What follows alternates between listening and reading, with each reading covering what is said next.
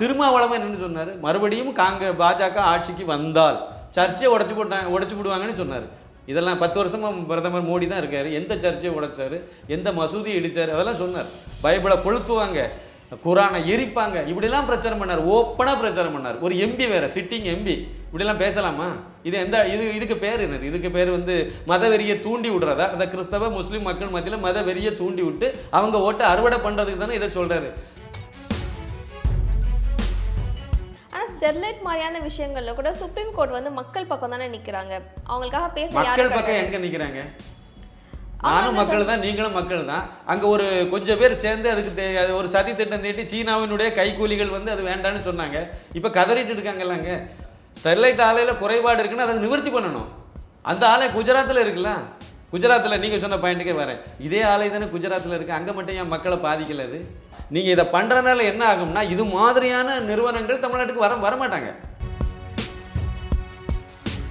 நீங்கள் நல்லாட்சின்னு சொன்னீங்களா, அதை விட கேவலமான ஆட்சி இந்த ஆட்சி. அது வேணால் நான் ஒன்று உறுதியாக சொல்ல முடியும். இபிஎஸ் கடைசி காலத்தில் அவருடைய ஆட்சி முடியும் போது ஒரு ஹைகோர்ட் ஒரு உத்தரவு போட்டுச்சு.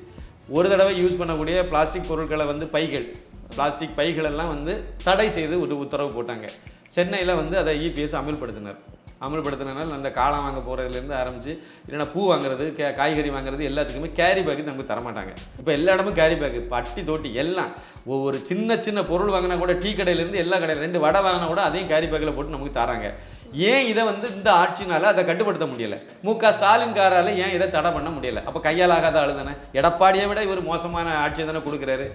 இவங்களுக்கு அவங்க குடும்பம் மட்டும் நல்லா வாழ்ந்தால் போதும்னு நினைக்கிறாங்க, அவ்வளோதான்.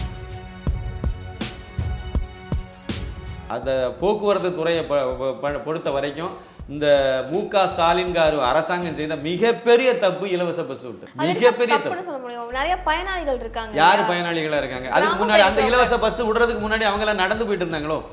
நீங்கள் ஏற்கனவே நஷ்டத்தில் ஓடக்கூடிய ஒரு துறையை அதை மேம்படுத்துறதுக்கு நீங்கள் எந்த வழியும் பண்ணாமல், அதனால தான் இந்த பஸ்ஸினுடைய அந்த படிக்கட்டு தனியாக கலந்து போகுது, பஸ்ஸு தனியாக போகுது, எல்லாம் வீலு தனியாக போகுதெல்லாம் இப்படி தான் போகும். யூடியூபர் சவுக்கு சங்கரை கைது பண்ணியிருக்காங்க. இன்ஃபேக்ட் ரொம்ப கிளியராக சொல்கிற விஷயம் என்னென்னா, அவர் சொன்ன கருத்துக்காக மட்டும் அவர் கைது பண்ணலை. நான் என்ன சொல்ல வரேன்னா, சவுக்கு சங்கர் ஒரு யோக்கியன் அல்ல. ஜேர்னலிஸ்ட்னா என்னவா இருக்கணும்? உங்களுக்கு மனசில் பட்டதை தப்புன்னு நீங்கள் சொல்லணும். ஒரு நிலைப்பாட்டில் நீங்கள் கரெக்டாக இருக்கணும். நான் ஒரு தேசியவாதியாக இருக்கேன் அப்படின்னா, தேசத்துக்கு நல்லதுன்னா நான் அதை ஆதரிப்பேன். அது யார் சொன்னாலும் ஆதரிப்பேன். தப்புன்னு சொல்லுவேன்.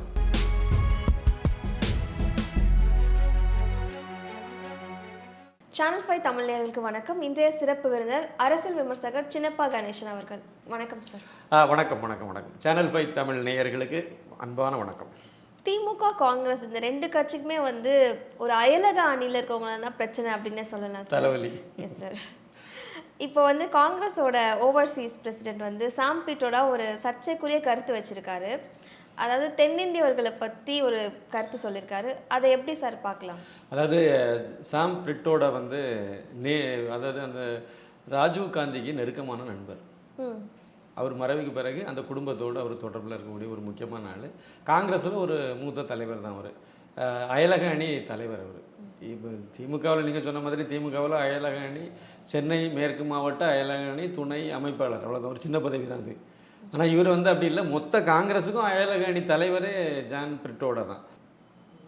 அப்படிப்பட்டவர் சமீபத்தில் ஒரு கருத்து ஒன்று பதிவு பண்ணியிருந்தார். என்ன அப்படின்னா, அமெரிக்காவில் இன்ஹெரிட்டன்ஸ் ஆக்ட்னு ஒரு ஆக்ட் இருக்குது. அதில் பாரம்பரிய சொத்தில் 55% வாரிசுக்கு வரும்போது, வாரிசுக்கு மாறும்போது 55% அரசாங்கம் எடுத்துக்கணும் அப்படி ஒரு சட்டம் இருக்குது. அந்த சட்டத்தை காங்கிரஸ் கவர்மெண்ட் மத்தியில் அமைஞ்சதுன்னா நாங்கள் அதை கொண்டு வருவோம்னு சொன்னார். அது ஒரு பெரிய பிரச்சனையாச்சு. இது 1 மாதத்துக்கு முன்னால் தான் அந்த சம்பவம் நடந்திருக்கும். அகில இந்திய அளவில் ஒரு பெரிய பிரச்சனையாச்சு, விவாத பொருளாச்சு. இந்த சூழ்நிலையில் மறுபடியும் அவர் நீங்கள் சொன்ன பாயிண்ட், அதாவது அவர் தமிழர்களை மட்டும் சொல்லலை, வட இந்தியர்கள் வெள்ளைக்காரன் மாதிரி இருக்காங்க, இல்லை கிழக்கு இந்தியர்கள் சைனாக்காரங்க மாதிரி இருக்காங்க, மேற்கு இந்தியர்கள் அரபிகள் மாதிரி இருக்காங்க, தென்னிந்தியர்கள் நீக்ரோ மாதிரி இருக்காங்க, ஆப்பிரிக்காக்காரங்க தென்னாப்பிரிக்கா மாதிரி இருக்காங்க, அந்த மாதிரி சொல்லிட்டார். இல்லை உள்ள அர்த்தம் என்னது? தென்னிந்தியர்கள்னால் தமிழர்கள் எல்லாமே அதில் உள்ளடக்கம், சரிதானே? நாமெல்லாம் ஆப்பிரிக்காக்காரனுக்கு பிறந்தோம்னு இந்த ஆள் சொல்கிறார். ஏற்றுக்கிறீங்களா நீங்கள்? இதுதான் பிரச்சனையே. இன்னொரு விஷயம் வந்து இதே மாதிரி நீங்கள் பார்த்தீங்கன்னா மேற்கு இந்தியான்னு சொல்லும்போது குஜராத், ராஜஸ்தான், பஞ்சாப் இதெல்லாம் அரபுக்காரனுக்கு பிறந்தவங்க. அப்புறம் வந்து கிழக்கு இந்தியர்கள்லாம் சீனர்களுக்கு பிறந்தவங்க. அப்புறம் வந்து வட இந்தியர்கள் எல்லாம் வெள்ளைக்காரனுக்கு பிறந்தவங்க. இதெல்லாம் எவ்வளோ கேவலமான ஒரு விமர்சனம். மனித இனமே வந்து ஆப்பிரிக்காலேருந்து தான் தொடங்குச்சு அப்படின்னு ஒரு தியரி கூட இருக்கு. ஸோ அப்படி சொல்லியிருக்கலாம்ல அவர். அவர் அப்படி சொல்லலையே. அப்படி சொன்னார்னா தான் அதை கருத்து சொல்லாமல் நான் இந்த மாதிரி தான் சொன்னேன் அப்படின்னு சொல்லி அப்படி சொல்கிறதுக்கு என்ன இருக்குது? மனித இனமே அங்கேருந்தே தொடங்குன்னு வச்சுருவோம். அப்போ எல்லாமே ஆரிஜின் வந்து எல்லாம் நம்ம வந்து குரங்கில் இருந்தால் மனிதன் பிறந்தான் அது மாதிரி ஒன்று சொன்னால் யாரும் கேட்க போகிறதில்ல உங்கள்கிட்ட. இது விஞ்ஞான ரீதியான விஷயம். இவர் விஞ்ஞான ரீதியாக தான் சொல்லியிருக்காரா? இல்லை. இந்த இடத்துல டாக்டர் சுப்பிரமணிய சாமி வந்து ஒரு கருத்தை ரொம்ப நாளைக்கு முன்னாடியே பதிவு பண்ணிகிட்டே வந்தார். தொடர்ந்து பதிவு பண்ணுவார் அந்த கருத்தை. அது என்ன அப்படின்னா, டிஎன்ஏ எடுத்து செக் பண்ணி பார்க்கும்போது இந்தியாவில் எந்த பிரிவும் கிடையாது. ஒரு எஸ்சி பட்டியலினத்த சமுதாயத்தில் உள்ள ஒருத்தருடைய டிஎன்ஏ எடுத்து ஒரு பிராமண சமுதாயத்தில் உள்ள ஒரு டிஎன்ஏ எடுத்து ரெண்டையும் செக் பண்ணி பார்க்கும்போது ரெண்டும் ஒன்றா தான் இருக்குது. அப்போ நம்ம இந்தியர்கள் அப்படிங்கிற இந்த பாரத தேசத்தில் இருக்கக்கூடிய அத்தனை பேரும் ஒரே இதாக தான் இருந்திருக்காங்க. கால ஓட்டத்தில் தான் அது வந்து ஜாதி ரீதியாக பிரிஞ்சிருக்காங்க. இப்படி சொல்லக்கூடியது டிஎன்ஏல விஞ்ஞான ரீதியாக நிரூபிக்கப்பட்டதை அவர் சொன்னார்.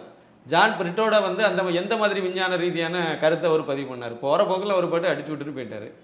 சரி, அவர் சொன்னது வந்து சரிதான் அப்படின்னா அந்த கட்சி வந்து அதை ஏற்றுக்க வேண்டியதுனா காங்கிரஸ் இல்லை திமுகவினுடைய தலைவர் இந்த அந்த இவர் இருக்கார் மு.க. ஸ்டாலின் கார் அவருக்கு இதில் உடன்பாடு இருக்கா? இல்ல அதுக்கான நடவடிக்கைகள் எடுக்கப்பட்டது அப்படின்னு கூட வச்சுக்கலாம். ஏன்னா என்ன நடவடிக்கை இவர் எடுத்தாரு? கண்டனம் கூட தெரிவிக்கலையே. அவர் ரிசைன் பண்ணிட்டார் சார். யாரு? ஸ்டாலின் வந்து ரிசைன் பண்ணிட்டாரா? இல்ல. ஸ்டாலின் ஏன் இதை பத்தி பேசலன்னு தான் நான் கேட்குறேன். அந்த கட்சி அந்த கூட்டணியில் ஒரு முக்கியமான தலைவர் தானே. திமுக முக்கியமான கட்சி தானே, அதனுடைய தலைவர் தானே ஸ்டாலின். அவர் ஏன் இதை பற்றி வாயே திறக்கலை? திறந்திருக்க வேண்டாமா? தென்னிந்தியாவில் உள்ளவன் எல்லாருமே வந்து அவரையும் சேர்த்து தானே. நீ அவர் ஒருவேளை ஆந்திராவிலேருந்து வம்சாவளியில் வந்தவர்னு வேணால் சொல்லலாம். அதுவும் தென்னிந்தியாவில் தான் இருக்குது. சரி, அவர் தமிழனை மட்டும் சொல்லலை. தென்னிந்தியாவில் உள்ளவன் எல்லாருமே ஆப்பிரிக்காக்காரனு பிறந்தவன்னு சொல்லியிருக்காரு. அர்த்தம் அதான். நான் அப்படி தான் அதை புரிஞ்சுக்கிட்டேன். இல்லை, ஆனால் திமுகவுக்கு சொல்கிறது என்ன, அவருக்கு சரியாக எக்ஸ்பிளைன் பண்ண தெரியல. அதனால அந்த மாதிரி இவங்களுக்கு நல்லா தெரியுமில்ல, எல்லாம் பண்டிதர்கள் தானே, எக்ஸ்பிளைன் பண்ண வேண்டியதானே, விளக்கம் சொல்ல வேண்டியதானே. இவங்க அவரை எதுக்கு ராஜினாமா செய்ய வச்சாங்க கடைசியில்? இப்போ இன்னைக்கு காலையில் உள்ள ரிப்போர்ட் படி அவர் வந்து ரிசைன் பண்ணிட்டார் அந்த பதவி, அயலக அணி தலைவர் பதவியிலேருந்து. வேறு வழி இல்லை. கடந்த 2 நாளாக ட்ரெண்டிங்கில் என்ன போயிட்டு இருக்கு? எல்லாரும் ப்ரௌடு பாரத்னு ஓடிட்டு இருக்கு. ஹேஷ்டாகில் போயிட்டே இருக்குது. ட்ரெண்டிங் எல்லாருமே எடுத்து நிர்மலா சீதாராமன்லேருந்து ஆரம்பித்து எல்லாருமே மத்திய அமைச்சர்கள் எல்லாம் கட்சி தாண்டி எல்லாருமே கேட்குறாங்க. ஆனால் இந்த களவாணிகள் மட்டும் வாயே திறக்கலை. தமிழ்னு சொல்லிட்டு இருந்த அத்தனை அயோக்கியர்களும் வாயை பொத்திட்டு சும்மா இருக்காங்க. ஏன்? ஆனால் இது ஒரு சாதாரண விஷயத்தை வந்துட்டு இது சாதாரண விஷயம் எப்படி சொல்றீங்க? நம்ம பிறவிலேயே ஒரு ஆள் தப்பை கண்டுபிடித்த குற்றம் சொல்றாரு, அதை கொஸ்டின் பண்றாரு. அது எப்படி சாதாரண விஷயம் நம்ம எடுத்துக்க முடியும்? இன்னொரு முக்கியமான விஷயம் இல்லை, ஒரு கண்டனத்துக்குரிய விஷயமே வச்சுக்கிட்டாலும் இதை வச்சு பாஜக அரசியல் தானே பண்ணுவாங்க. எல்லாரும் அரசியல் தான் பண்ணுவோம். அவியெல்லாம் பண்ணுவாங்க. மு.க. ஸ்டாலினுடைய பாணியில கேட்குறேன். அவியெல்லாம் பண்ணுவாங்க. அரசியல் கட்சியெல்லாம் அரசியல் தான் பண்ணும். நீங்க சொன்னது சரியா தப்பா? அதுதான் என்னுடைய கேள்வி. சொன்னது தப்பா பண்ணிட்டீங்க. இன்னொரு முக்கியமான விஷயம் இருக்கு. காங்கிரஸ் இதை எடுத்து பேசக்கூடாது. திமுக பேசும். இது வந்து பிரிவினைவாத கும்பல் இது பேசும். விடுதலை சிறுத்தைகள் பேசும். இந்த மாதிரிப்பட்ட பிரிவினைவாத கும்பல்களெல்லாம் பேசுவாங்க. தனித்தமிழ் பேசுவாங்க, தமிழ் தேசியம்னு பேசுகிறவங்க, சீமான் இது மாதிரி ஆட்கள் எல்லாம் பிரிவினைவாதம் தான் பேசுகிறாங்க. காங்கிரஸ் எப்படி பேசலாம்? ஒரு தேசிய கட்சி இல்லை, அதுக்கு அந்த உணர்வு வேண்டாமா? இது இன்னொரு பக்கம் இது பிரிவினைவாத கருத்து.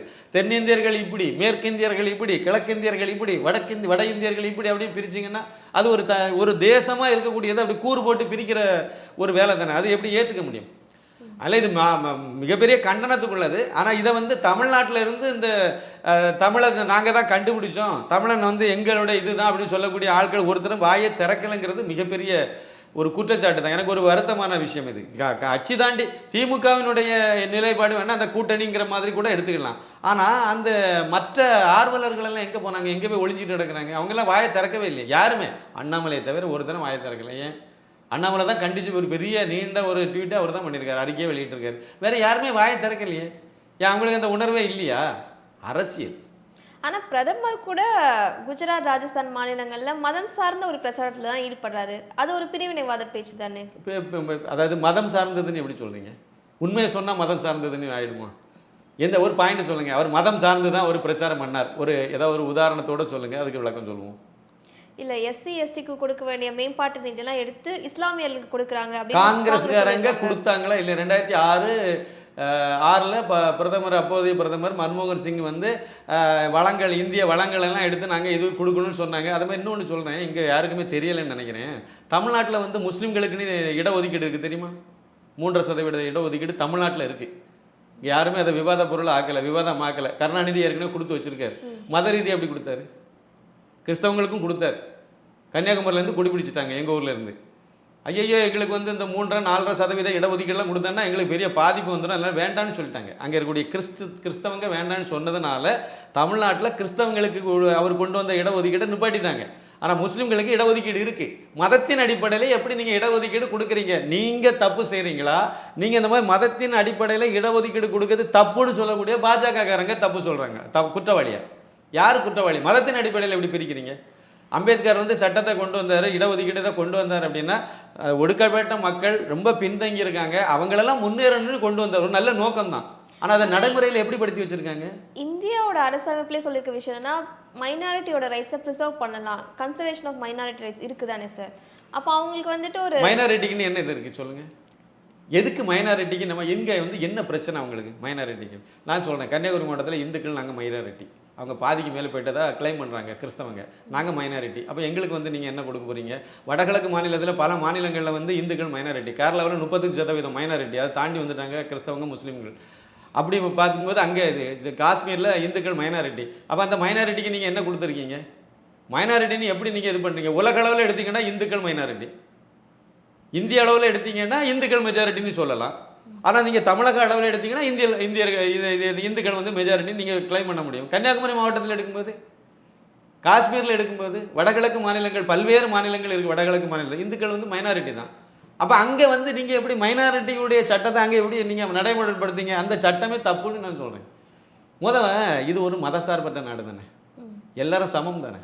அதில் மைனாரிட்டிக்கு மட்டும் என்னதுக்கு தனியாக ஒரு இது கொடுக்கணும்னு நினைக்கிறீங்க? அதுவே தப்பு தானே. மைனாரிட்டி மெஜாரிட்டின்னு எங்கள் ஈக்குவாலிட்டி மட்டும் தானே நமக்கு தேவை.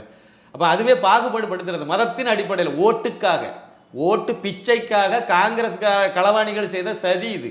இன்றைக்கி வரைக்கும் அதை கையில் பிடிச்சிக்கிட்டே இருக்காங்களே. இன்றைக்கி இப்போவும் சொல்கிறாங்களே, தெலுங்கானாவில் நாங்கள் வந்து 4% இடஒதுக்கீடு முஸ்லீம்களுக்கு கொடுப்போம்னு சொல்கிறாங்க. ஆந்திராவில் ஏற்கனவே கொடுத்து வச்சுருக்காங்க, கொடுத்தாங்க, அப்புறம் வந்து கோர்ட்டு தடை பண்ணிச்சு, அப்புறமேட்டுக்கு கொடுத்தாங்க, இப்போ நடைமுறையில் இருக்குது ஆந்திராவில்.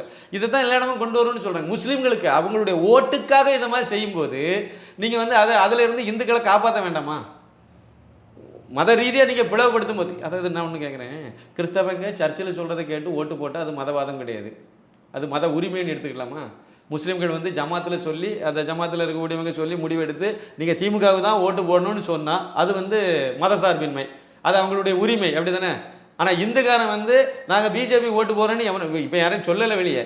அப்படி ஒரு குரூப்பு சொல்லிட்டாங்கன்னா உடனே மதவெறி, அப்படி தானே? அப்படி தான் இருக்குது. ஒன்று யாருமே சொல்லக்கூடாது, என்னடா கேட்டால் யாருமே சொல்ல வேண்டிய அவசியமே கிடையாது. நீங்கள் எல்லாம் விட்டுட்டு அரசியலை மட்டும் எடுத்துகிட்டு போயிட்டே போகலாம். இங்கே அப்படி பேசலையே நீங்கள். எல்லாமே நீங்கள் வந்து அயோக்கியத்தனம் தானே பண்ணிகிட்டு இருக்காங்க. எல்லாருமே வந்து பாருங்கள், தமிழ்நாடு முழுக்க என்ன பிரச்சாரம் பண்ணார்? திருமாவளவன் என்னென்னு சொன்னார்? மறுபடியும் பாஜக ஆட்சிக்கு வந்தால் சர்ச்சையை உடைச்சு விடுவாங்கன்னு சொன்னார். இதெல்லாம் 10 வருஷமாக பிரதமர் மோடி தான் இருக்கார். எந்த சர்ச்சையை உடைச்சார்? எந்த மசூதியை இடித்தார்? அதெல்லாம் சொன்னார். பைபிளை கொளுத்துவாங்க, குரானை எரிப்பாங்க, இப்படிலாம் பிரச்சாரம் பண்ணார். ஓப்பனாக பிரச்சாரம் பண்ணார். ஒரு எம்பி வேறு, சிட்டிங் எம்பி, இப்படிலாம் பேசலாமா? இதுக்கு பேர் என்னது? இதுக்கு பேர் வந்து மதவெறியை தூண்டி விடுறதா? அந்த கிறிஸ்தவ முஸ்லீம் மக்கள் மத்தியில் மதவெறியை தூண்டி விட்டு அவங்க ஓட்டை அறுவடை பண்ணுறதுக்கு தானே இதை சொல்கிறாரு. நீங்கள் வந்து பிரதமரை போய் சொல்கிறாங்க. இதே மாதிரி பிரதமர் எங்கேயாவது ஒரு வார்த்தையை பயன்படுத்தியிருக்காரா? இதுக்கு முன்னாடி இருந்தால் காங்கிரஸ் பிரதமர் சொன்னதை சுட்டி காணிச்சார். இந்துக்களுடைய இந்த ஜான் பிரிட்டோட சொன்ன கருத்தை அவர் சொன்னார். நீங்கள் வந்து வச்சிருக்கக்கூடிய உங்களோட பரம்பரையாக வச்சிருக்கக்கூடிய உங்களுடைய சொத்துக்களை வளங்கள் எல்லாம் பிடிங்கி நாங்கள் கொடுப்போம்னு சொல்கிறாங்க, இது எப்படி சரியாக இருக்கும்னு கேள்வி கேட்டார். கரெக்டு தானே?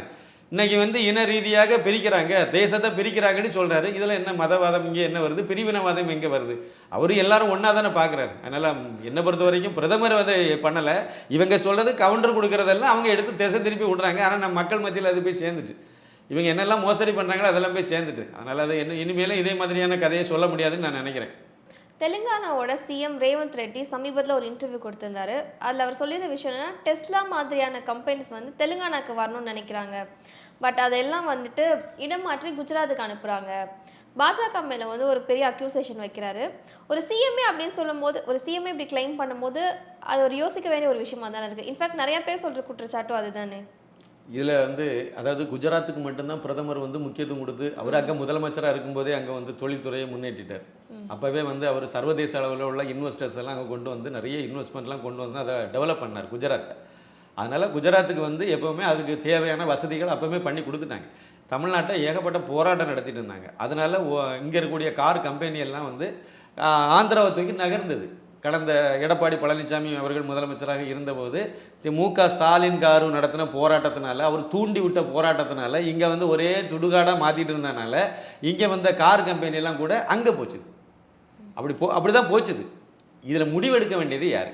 அந்தந்த கார் நிறுவனம் தான் முடிவெடுக்கணும். அவங்களுக்கு எங்கே வந்து வசதி அதிகமாக இருக்கோ, எங்கே பிரச்சனை இல்லாமல் இருக்குதோ அந்த இடத்துல போய் அவங்க வந்து அந்த தொழிலை தொடங்குவாங்க.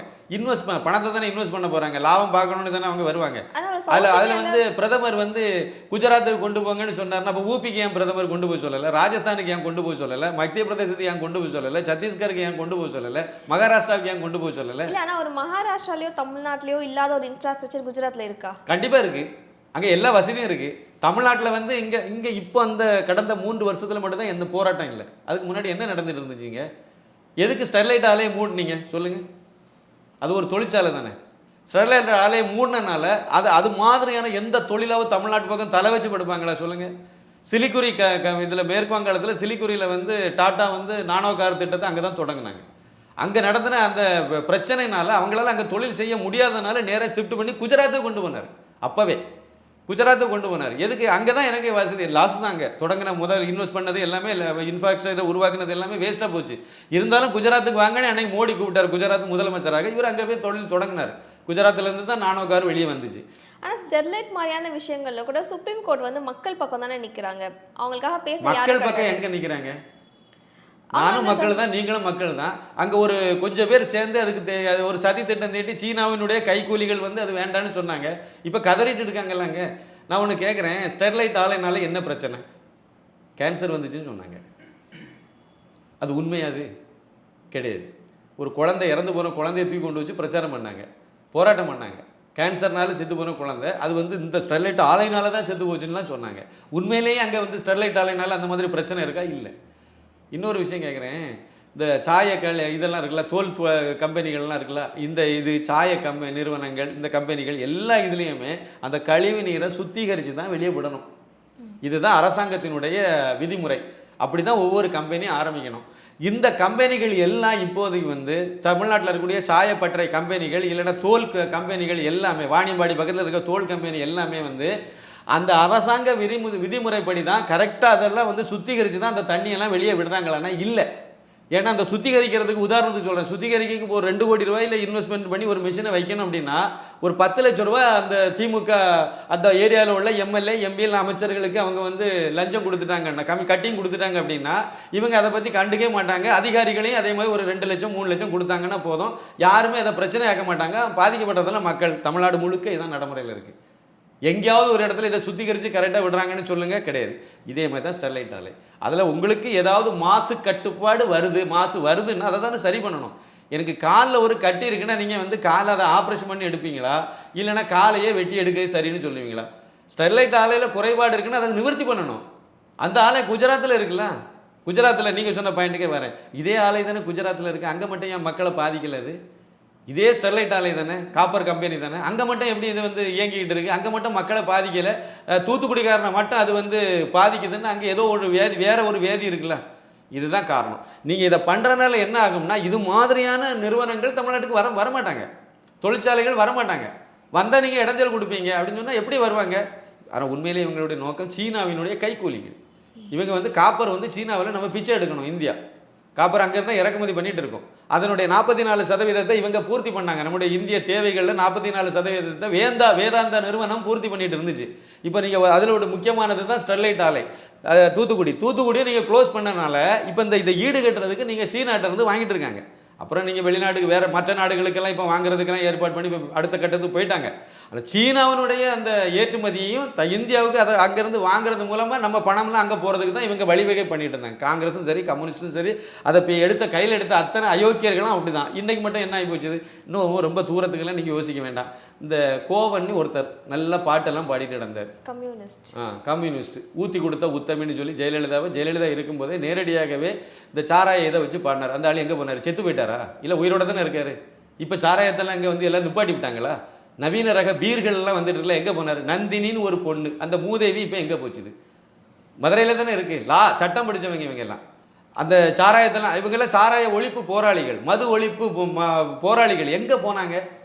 ஆளே காணுமே. இதுதான் நிலவரம். திமுக ஆட்சிக்கு வரணுங்கிறதுக்காக வேண்டி இதெல்லாம் செய்தாங்க. வந்துட்டு அவங்க கடமை, அவங்களுக்கு கொடுத்த அஜெண்டா வேலை முடிஞ்சு போச்சு. இப்போ எல்லாருமே பேசாமல் இருக்காங்க. தொழிற்சாலைக்கும் இதுதான் நிலவரம். இவங்க எதிர்க்கட்சியாக இருந்தால், எதிர்க்கட்சி ஜெயலலிதா இருக்கும்போதெல்லாம் அடங்கி ஒடுங்கி இருந்தாங்க. எடப்பாடி பழனிசாமின்னு ஒரு பலவீனப்பட்ட ஒருத்தர் முதலமைச்சர் ஆனதுனால தான் அந்த கோளாறு. அதுவே வந்து ஜெயலலிதா இருக்கும்போது பலவீனப்பட்ட முதலமைச்சர் அப்படின்னு எப்படி சார் சொல்ல முடியும்? ஆமா, அவர் வந்து அதை சரியா டீல் பண்ணலன்னு சொல்லலாம். அவர் அதை மட்டும் இல்லை, எந்த விஷயத்தையுமே டீல் பண்ணல. இபிஎஸ் ஆட்சி நல்லா இருந்தது அப்படின்னு மக்கள் யார் சொல்றாங்களே? யூபிஎஸ் ஆட்சி நல்ல ஆட்சியாக இருந்ததுன்னா அவருக்கு தானே ஓட்டு போட்டுருக்கணும். அது எதுக்கு இப்போ திமுக கொண்டு ஓட்டு போட்டாங்க? இவங்களாவது அதோட நல்ல ஆட்சி தருவாங்கன்னா நம்பி தானே இவங்களுக்கு ஓட்டு போட்டாங்க. அதானே உண்மை. யதார்த்தத்தை நம்ம புரிஞ்சுக்கணும். அவங்க நல்லா அவர் ஏதோ ஒப்பேத்திட்டு போனாரே ஒழிய, ஆனால் உண்மையிலே நான் ஒரு விஷயத்த சொல்கிறேன். நீங்கள் நல்லாட்சின்னு சொன்னீங்களா, அதை விட கேவலமான ஆட்சி இந்த ஆட்சி. அது வேணால் நான் ஒன்று உறுதியாக சொல்ல முடியும். சென்னையில் தானே நம்ம இருக்கோம். இபிஎஸ் கடைசி காலத்தில் அவருடைய ஆட்சி முடியும் போது ஒரு ஹைகோர்ட் வந்து ஒரு உத்தரவு போட்டுச்சு.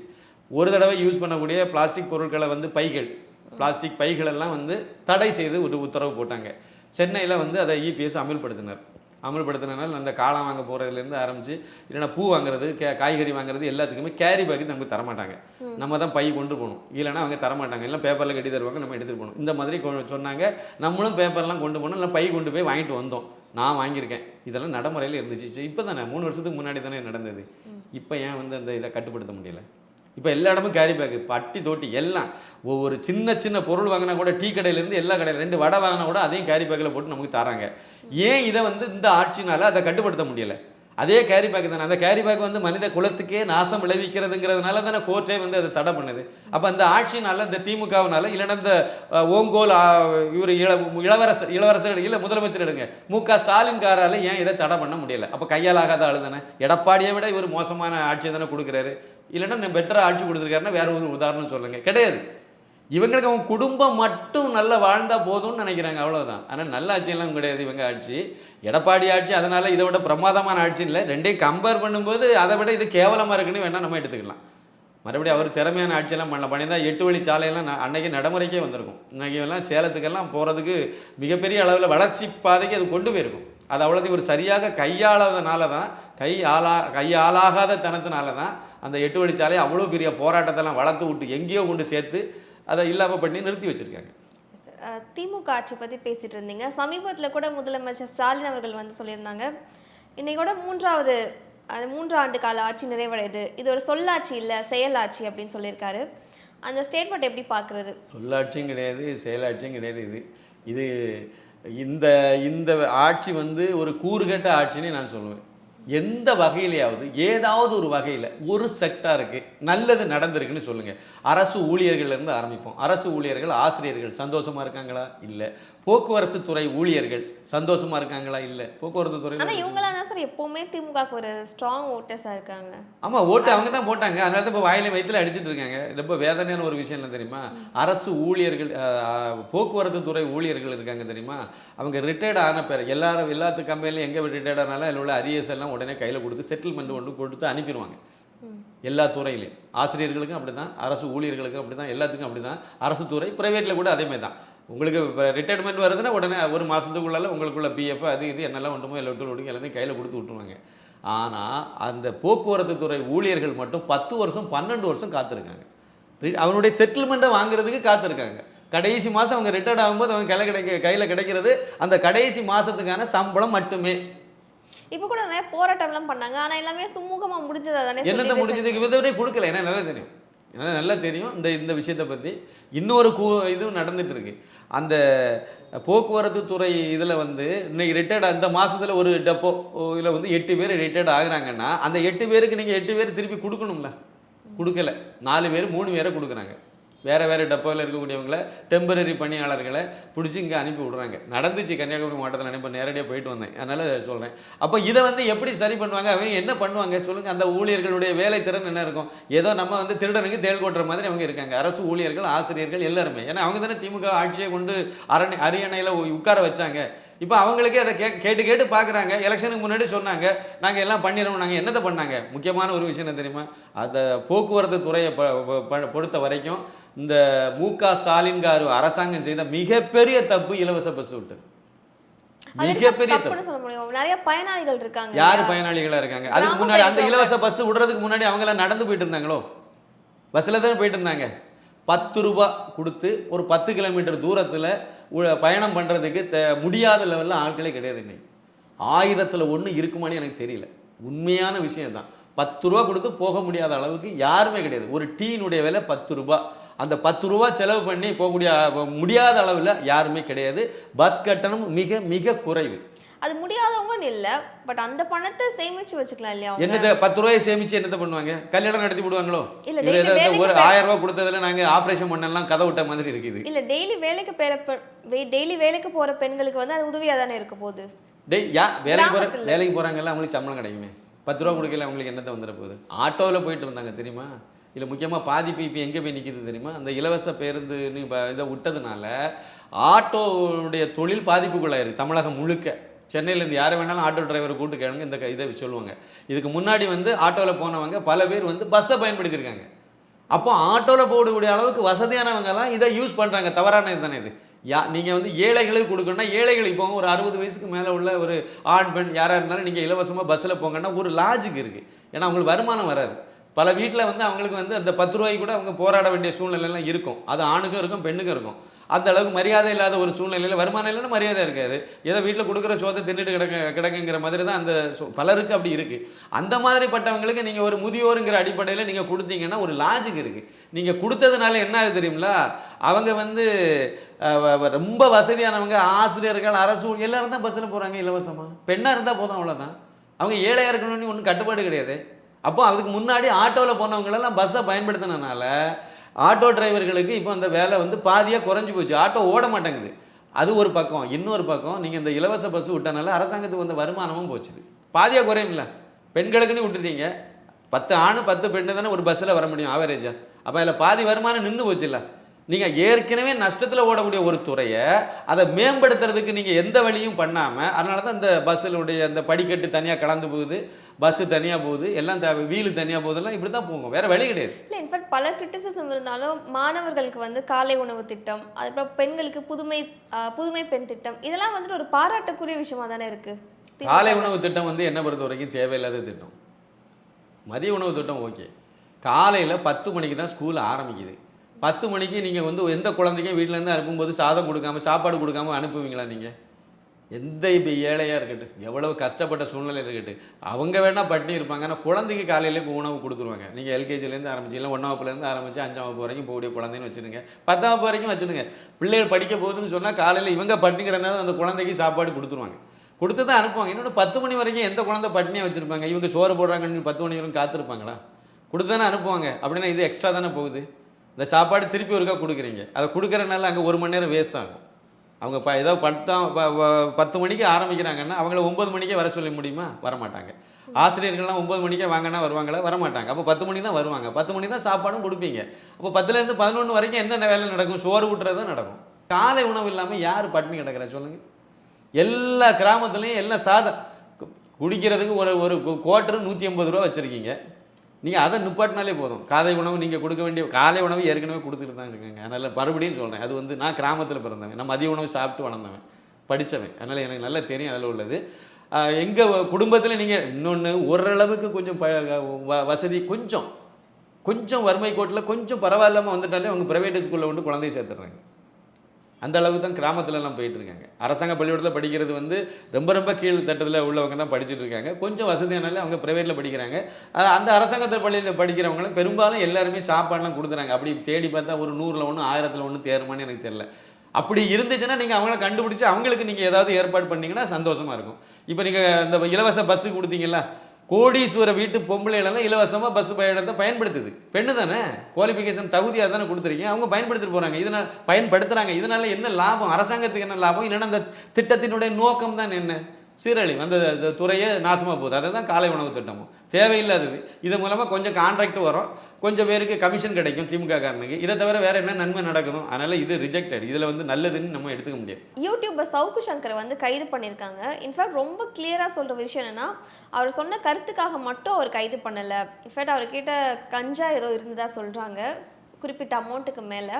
அப்புறம் எதுக்கு சார் இது வந்து பத்திரிக்கை சுதந்திரத்தோட கம்பேர் பண்ணுறாங்க, ஒரு ஃபாசிஸ்ட் ஆட்சி நடக்குது அப்படின்னு சொன்னாங்க திமுக பற்றி?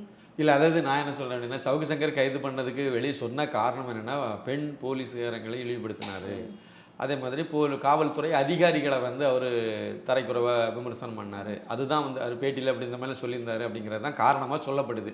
அந்த காரணத்தின் அடிப்படையில் தான் அவரை கைது பண்ணி கோயம்புத்தூர் ஜெயிலில் அடைச்சிருக்காங்க அப்படின்னு சொல்கிறாங்க.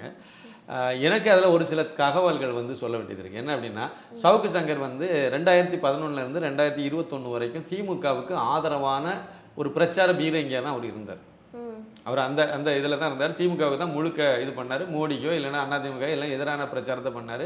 அது கிட்டத்தட்ட அது ஒரு பெய்டு ஜேர்னலிஸ்டாக தான் அவர் வேலை பார்த்தார். அதாவது வாங்கின கூலிக்கு வேலை பார்த்தார், அப்படி தான் நம்ம அதை சொல்ல முடியும். ஏன்னா அவர் வாய்நாளே தான் சொல்லியிருக்கார், நான் இது அவங்களுக்கு ஆதரவாக தான் நான் பேசினேன் அப்படின்னார். பேசினேன்னா பிரச்சாரம் பண்ணார். 2023 ஜூலை மாதம்னு நினைக்கிறேன். அதில் வந்து சவுக்கு சங்கரை வந்து முதலமைச்சர் மு க ஸ்டாலின் அவருடைய பையன் உதயநிதி சந்தித்தாங்க. ஒரு இடத்துக்கு வர வச்சு அவங்க வந்து சந்திச்சிருக்காங்க. நேரில் சந்தித்து 25 நிமிஷம் பேசியிருக்காங்க. எதுக்கு சந்திச்சார், எதுக்கு கூப்பிட்டு பேசினாங்க? இதுக்கு முன்னாடி இவரை ஏற்கனவே கைது பண்ணி ஜெயிலில் போட்டாங்க. கைது பண்ணது வந்து கோர்ட்டு அவமதித்த வழக்கில் கோர்ட்டினுடைய நடவடிக்கை மூலமாக கைதானார். ஆனாலும் மதுரையில் கைதான அவரை வந்து கடலூர் ஜெயிலுக்கு மாற்றினது இது தமிழக போலீஸ் துறை தான். காவல்துறையினுடைய கட்டுப்பாட்டில், அதாவது மு க ஸ்டாலின் கட்டுப்பாட்டில் உள்ள சிறைத்துறை தான் வந்து அதை மாற்றிச்சுது. அதுக்கும் கோர்ட்டுக்கும் எந்த சம்மந்தமும் கிடையாது. ஆனால் மாற்றினது அங்கே வந்து சித்திரவதை பண்ணாங்க, இதெல்லாம் செய்தாங்க அப்படின்னு சொல்லி அப்போது பேசப்பட்டது. இப்படி திமுக அரசாங்கமே அவருக்கு எதிராக நிறைய இடையூறுகள் எல்லாம் பண்ணி நெருக்கடியெல்லாம் கொடுத்த பிறகு பழையபடி எதுக்கு 2023 போய் பழையபடி எதுக்கு அவரை போய் சந்திச்சார்? ஒரே காரணம் என்னென்னா, மு க ஸ்டாலின் அவருக்கு பையனும் சேர்ந்து இவரை கூப்பிட்டு வச்சு பேசினது எதுக்கு அப்படின்னா, 2024 பாராளுமன்ற தேர்தலில் நீ எங்களுக்காக வேண்டி இந்த திமுக கூட்டணிக்காக நீங்கள் பிரச்சாரம் பண்ணுங்கள். பிரச்சாரம்னா வெளியே போய் பேசுறதில்ல, இந்த யூடியூப் மூலமாக உள்ள கருத்துக்களை பதிவு பண்ணுறது எல்லாமே இதுக்கு சாதகமாக நீங்கள் பண்ணுங்க. அதான் ஒரு மறைமுக பிரச்சாரம், அப்படி தானே எல்லாம் பயன்படுத்துனாங்க. இன்ஃபேக்ட் சேப்பாக்கில் வந்துட்டு உதயநிதி ஸ்டாலினுக்கு அகைன்ஸ்டா அவர் நிற்க போற அப்படின்னு சொல்லிட்டு இருந்தாரு. அதெல்லாம் பிறகு இல்ல அப்படி சொன்னவரை கூப்பிட்டு அதுக்கு ஆமாம், அதெல்லாம் சொல்லுவார்ல. இவருடைய ஏற்கனவே உள்ள டீல் என்ன, 2021 வரைக்கும் அது முடிஞ்சு போச்சு. அது வரைக்கும் அவர்களுக்கு சாதகமாக பிரச்சாரம் பண்ணிட்டாரு. 2023 இப்போ 2024 தேர்தலுக்காக, இப்போ நடந்து முடிஞ்ச அந்த தேர்தலுக்காக அவரை கூப்பிட்டு பேசியிருக்காங்க. பேசும்போது இந்த டீல் ஓகே ஆகலை. இவர் கேட்ட அமௌண்ட்டு கொடுக்கல, அவ்வளோதான். இவர் எத்தனை கோடி கேட்டாருன்னு நமக்கு தெரியாது, அது அவர் சொன்னால் தானே தெரியும். அதில் அவங்க எவ்வளோ கோடி ரூபா தாரேன்னு சொன்னாங்கிறது அந்த 2 பேரில் யாரோ ஒரு ஆள் சொன்னால் தான் நமக்கு தெரியும். அதை வந்து இவர் ரொம்ப அதிகமாக டிமாண்ட் பண்ணியிருக்கலாம், அவங்களுக்கு அது வேண்டான்னு விட்டுருக்கலாம். வெளியே வந்த உடனே என்ன பண்ணிட்டாரு, நிறைய எடப்பாடி பழனிசாமியோட போயிட்டார். அவர் எடப்பாடி பழனிசாமி இவருக்கு எதிர்பார்த்த அமௌண்ட்டை கொடுத்தாரு, அவருக்கு பிரச்சாரம் பண்ணார். திமுகவை பயங்கரமாக அட்டாக் பண்ணி பேச ஆரம்பித்தார். இதான் நம்ம கண்கூட பார்த்துட்டு இருக்கோம், நல்லாவே உங்களுக்கு தெரியும். நான் என்ன சொல்ல வரேன்னா, சவுக்கு சங்கர் ஒரு யோக்கியன் அல்ல. ஜேர்னலிஸ்ட்னா என்னவா இருக்கணும், உங்களுக்கு மனசில் பட்டதை தப்புன்னா தப்புன்னு நீங்கள் சொல்லணும். ஒரு நிலைப்பாட்டில் நீங்கள் கரெக்டாக இருக்கணும். நான் ஒரு தேசியவாதியாக இருக்கேன் அப்படின்னா, தேசத்துக்கு நல்லதுன்னா நான் அதை ஆதரிப்பேன், அது யார் சொன்னாலும் ஆதரிப்பேன். தப்புன்னா தப்புன்னு சொல்லுவேன். அப்படி தானே? அந்த அடிப்படையில் பார்க்கும்போது ஒரு ஜேர்னலிஸ்டாக நீங்கள் ஒரு இதழியல் படித்த ஒரு ஆளை இதழியலாளர் அப்படின்னு நீங்கள் எடுத்தீங்க அப்படின்னா நேர்மை தன்மை இருக்கணும்ல. நீங்கள் ஒரு கொள்கை எடுத்திருக்கீங்க, அது தேசிய கொள்கையாக இருக்கட்டும், இல்லைன்னா தமிழ் தேசிய கொள்கையாக இருக்கட்டும், ஏதோ ஒரு கொள்கை எடுத்திருக்கீங்க, அதுக்கு நீங்கள் நம்பிக்கை இருக்கணும்ல. அப்போ நீங்கள் கொள்கை இல்லைனாலும் திமுக அதிமுக இதெல்லாம் தாண்டி யார் வந்து ஆளும் கட்சியா இருக்காங்களோ ஒரு தமிழக அரசை அவர் விமர்சிக்கிறாரு. அதே மாதிரி வந்து இந்திய அரசை அப்படி ஒரு பண்ணலையே, அதனால நான் சொல்றேன். நீங்கள் தமிழக அரசை நீங்கள் விமர்சனம் அதை அப்படி எடுத்துக்க வேண்டியதில்லை. ஆளுங்கட்சி யார் இருந்தாலும் அவங்ககிட்ட உள்ள குறைபாடுகளை சுட்டி காணிக்கணும். அதுதான் ஒரு பத்திரிகையாளனுடைய வேலை. அவங்களுடைய தப்புகள் எல்லாம் வந்து வெளியே சொன்னால் தான் அவங்க அதை திருத்திக்க முடியும். அந்த அடிப்படையில் அவர் அதை செய்திருந்தாருன்னா அவருக்கு நம்ம வந்து சல்யூட் அடிக்கலாம். ஆனால் அவர் அப்படி பண்ணலைன்னு சொல்கிறேன். 2011 21 வரைக்கும் திமுகவுக்கு நான் கொத்தடிமை வேலை பார்த்தேன்னு அவரே பேட்டியில் சொல்கிறாரு. அப்படின்னா அவர் காசுக்கு கூலிக்கு மாறிடிச்சாருன்னு தானே அர்த்தம். அப்புறம் எங்கே ஜேர்னலிசம் அவர்கிட்ட இருந்துச்சு, எங்கே நேர்மை இருந்துச்சு? அங்கேயே அடிபட்டு போச்சுது. 2023 அகைன் அவரை போய் எதுக்கு பார்த்தாங்க? இவர் போய் எதுக்கு முதலமைச்சரை போய் எதுக்கு பார்த்தாரு? திமுக தலைவர் தானே அவரை போய் எதுக்கு பார்க்கணும் இவர்? அப்படின்னா அங்கே வந்து ஒரு டீல் பேசுனாங்க, அந்த டீல் ஓகே ஆகலை. அவங்க இவர் கேட்ட அமௌண்ட்டை அவங்க கொடுக்க மாட்டேன்னு சொன்னனால இவர் உடனே வெளியே வந்து நிறைய எடப்பாடி பழனிசாமி அவர்கிட்ட கேட்ட அமௌண்ட்டு செட்டில் ஓகே ஆகிட்டு பண்ணிட்டாங்க, அவ்வளோதானே. இதெல்லாம் அரசியல் கட்சி தலைவர்கள், அரசியல் கட்சிகள் எல்லாம் அவங்களுக்கு சாதகமாக தான் பயன்படுத்துவாங்க. நான் என்ன சொல்கிறேன், நீங்கள் அதில் ஒரு நேர்மைத்தன்மை இருக்க வேண்டாமா அப்படிங்கிறதான் என்னுடைய இது அடுத்த பயன். இல்லை, அவரோட இன்டென்ஷன் என்னவா இருந்தாலும் அவர் வச்ச குற்றச்சாட்டுகள் எல்லாமே ஓரளவுக்கு கரெக்டாக தானே இருந்திருக்கு. ஆமாம், அது கைது பண்ணது எதுக்கு தெரியுமா? என்னை பொறுத்த வரைக்கும் நான் சொல்லுவேன் எதுக்கு தெரியுமா, இவர் வந்து இந்த அரசாங்கத்தினுடைய அது இதுன்னு ஏதாவது திட்டங்களையோ அதெல்லாம் பற்றி பேசும்போது யாருமே ஒருத்தரும் கண்டுக்க மாட்டாங்க. அதெல்லாம் தொடச்சிட்டு போயிடுவாங்க, தட்டி விட்டுட்டு போயிட்டே இருப்பாங்க. இதுதான் திமுகவினுடைய ஸ்டைலு. கண்டுக்க மாட்டாங்க. இவர் சபரீசனை பற்றி நோண்டினார். சபரீசனை பற்றி ஒரு கவாசாகி வண்டியில் வந்தவன் இன்னைக்கு எப்படி 28 கோடிக்கு வாட்சி கட்டுறாரு, எங்கேருந்து வந்துச்சு, இந்த மாதிரிப்பட்ட சில உண்மைகளை எடுத்து வெளியே சொன்னார். இவர் மு.க. ஸ்டாலினுடைய பையன் அந்த உதவாகரையை பற்றியும் சொன்னார். அதெல்லாம் சொல்லும்போது இவங்களுக்கு ஏற்றுக்க முடியாதுல்ல. நீங்கள் மருமகனை பற்றி நீங்கள் வந்து அதிகமாக பேசுகிறீங்க, அதிகமாக சில தெரியாததெல்லாம் பிடிச்சி வெளியே சொல்லிகிட்டே போகிறீங்க, அதையும் லட்சக்கணக்கான பேர் பார்க்குறாங்க. அப்போ வந்து உங்களுக்கு டேமேஜ் ஆகுதுல்ல. இதுதான் காரணம். இவர் எதுக்காக வேண்டி சொன்னாருங்கிறதெல்லாம் வேற கதை. ஆனால் அவர் சொன்ன கைதானதுக்கு காரணம் இதுதான். ஆமாம், அதுக்கு அது வந்து பொய்னா நீங்கள் அதுக்கு கேஸ் போடலாம். அது இல்லை. அதனால் இவங்க அப்படி தான் போடுவாங்க, மாற்றி சுற்றி வளைச்சி தான் போடுவாங்க. இப்போ என்னன்னா, என்னுடைய கேள்வி என்னென்னா, கருத்து சுதந்திரம்னு நீங்கள் சொன்னீங்க.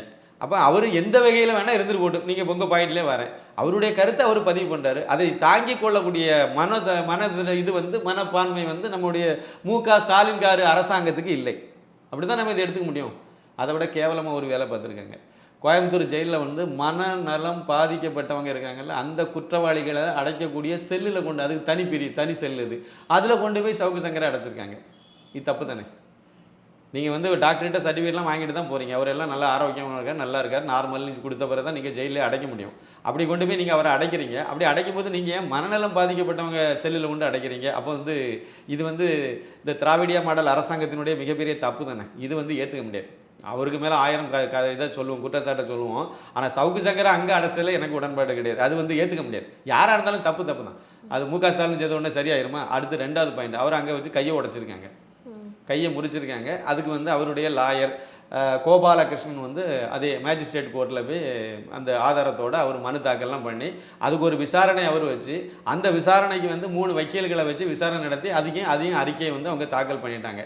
இதெல்லாம் பண்ணின பிறகு எதுவும் நடக்கல அப்படின்றது தானே அவங்க அறிக்கை இருக்கு. யாருடைய அறிக்கை? அந்த 3 வழக்கறிஞர் சொல்ற விஷயம் வந்து அவங்க கொடுத்து கோர்ட்டில் தாக்கல் பண்ணியிருக்காங்க. அது என்னங்கிறது இன்னும் கோர்ட்டு இன்னும் வெளியே சொல்லலை. ஆனால் அதுக்கு இடையில நீங்கள் சொன்ன பாயிண்டை யாரும் சொன்னாங்கன்னா, சிறைத்துறை கூடுதல் டிஜிபி மகேஸ்வர் தயாள் அவர் வந்து சொல்லியிருக்காரு, அப்படியெல்லாம் உள்ள ஒன்றும் நடக்கலை, அப்படியெல்லாம் எதுவுமே நடக்கலைன்னா நேற்றுக்கு எதுக்கு கட்டு போட்டு கூட்டிகிட்டு வந்தாங்க? ஜெயிலில் இருக்கக்கூடிய போலீஸ் இது மருத்துவர்கள் தானே கட்டு போட்டிருக்காங்க. அவங்க தானே போட முடியும். நானே எனக்கு இஷ்டத்துக்கு கட்டெல்லாம் போட முடியாது. அப்போ நீங்கள் முறிவு இருக்கிறனால தான் நீங்கள் வந்து அந்த மருத்துவர்கள், அதுவும் அரசாங்க மருத்துவர்கள் தானே, ஜெயிலில் இருக்கக்கூடிய மருத்துவர்கள், அவங்க டாக்டர்ஸ் போட்டிருக்காங்களே, கட்டு போட்டு தான் அவரை கூட்டிகிட்டு வந்திருக்காங்க. அப்படின்னு அவர் கட்டு எங்கேருந்து வந்துச்சு, ஏன் கட்டு போட்டாங்க? மாவு கட்டு போட வேண்டிய இல்லை, கட்டு போட வேண்டிய அவசியம் என்ன? நம்ம கையில் பாதிப்பு இருக்குல்ல, ஏதோ ஒன்று இல்லாமல் இல்லைல்ல. அப்போ ஏதோ அவர் வந்து ஒரு வதைக்கிறாங்க, ஏதோ ஒன்று பண்ணுறாங்க, பண்ணி நீ வந்து இதில் ஒத்துக்க, ஏன் இந்த வேலையெல்லாம் பண்ணுறா, இதெல்லாம் நீ சொல்லாத என்னமே. இதுக்கு முன்னாடி ஒருத்தருக்கு வந்து இதே மாதிரி ஒன்று பண்ணாங்க. வெளியே வந்தோடனே அவர் சொன்னார், கைது பாஜக தரப்புல இருந்து அவரை வந்து சொன்னார், நீ வந்து தத்தின்னு சொல்லாத முதலமைச்சரை. அது ஒன்று தான் அவருக்கு மேலே குற்றச்சாட்டு. நீ தத்தின்னு வார்த்தையை பயன்படுத்தாது, என்ன வேணாலும் சொல்லிட்டு போ, ஆனால் தத்தி அப்படிங்கிற வார்த்தையை நீ வந்து முதலமைச்சருக்கு பயன்படுத்தாத அப்படின்னு சொல்லி கோர்ட் அந்த ஜெயிலில் இருக்கும்போது அங்கே உள்ள போலீஸ்காரங்க மூலமாக சொல்லியிருக்காங்க. அப்போ வந்து இவங்களுக்கு இந்த வார்த்தைகளை சொன்னால் இதில் என்னத்தை இருக்குது? தத்தின்னு சொன்னால் சொல்லிட்டு போகிறேன். சாடிஸ்ட்னு பிரதமரை நீங்கள் இந்த ஓங்கோல் இவர் சொல்லுவாராம்மா, ஒரு ஸ்டாலின்காரு சொல்லுவாராம், அதை ஸ்டாலினை வந்து தத்தின்னு ஒருத்தன் சொல்கிறான்னு சொல்லிட்டு போகிறேன். நீங்கள் அதை பற்றி கவலைப்படுறீங்க? நீங்கள் உங்களுடைய வேலையை பார்த்துட்டு போக வேண்டியதானே. இதே மாதிரி தான் சவுக்கு சங்கர்னி இப்போ சொல்லியிருப்பாங்க, நீ இதை பண்ணாத, அதுக்கு தான் கையை உடச்சோன்னு சொல்லியிருப்பாங்க. இதில் வந்து அடிஷ்னலாக ஒரு விஷயம் என்ன அப்படின்னா, சவுக்கு சங்கருக்கு அம்மா வந்து இங்கே ஹைகோர்ட்டில் வந்து கேபிஎஸ் கார்பஸ் மனு போட்டிருக்காங்க, ஆள் கொணர்வு மனு போட்டிருக்காங்க. அது இப்போ விசாரணைக்கு வரப்போகுது. இதுக்கிடையில் அவரும் ஜாமீன் மனு கொடுத்துருக்காரு. அது 10ஆம் தேதி விசாரணைக்கு வருது, அங்கே வருது. இது வந்து அவருடைய அந்த கேஸினுடைய நிலவரங்கள். என்னுடைய இது என்னென்னா, சவுக்கு சங்கர் வந்து யோக்கியனா அயோக்கியனா அது ஒரு பக்கம் இருந்தாலும், இவங்க எடுத்த நடவடிக்கைகள் கண்டிப்பாக முழுக்க அவரை வந்து டார்ச்சர் பண்ணுறதுக்காக கைது செய்திருக்காங்க, கொடுமைப்படுத்துகிறாங்க, அவருக்கு வந்து இடைஞ்சல் கொடுக்குறாங்க, அவருக்கு நிறுவனத்துக்கும் இடைஞ்சல் கொடுத்துருக்காங்க. இது வழக்கமாக திமுக அரசாங்கம் பண்ணக்கூடிய ஒரு வேலை தான். அதை தான் இப்போ தொடர்ந்து பண்ணிட்டு இருக்காங்கிறது தான் என்னுடைய கருத்து. தொடர்ந்து பேசுவோம். நன்றி சார். மிக்க நன்றி, வணக்கம்.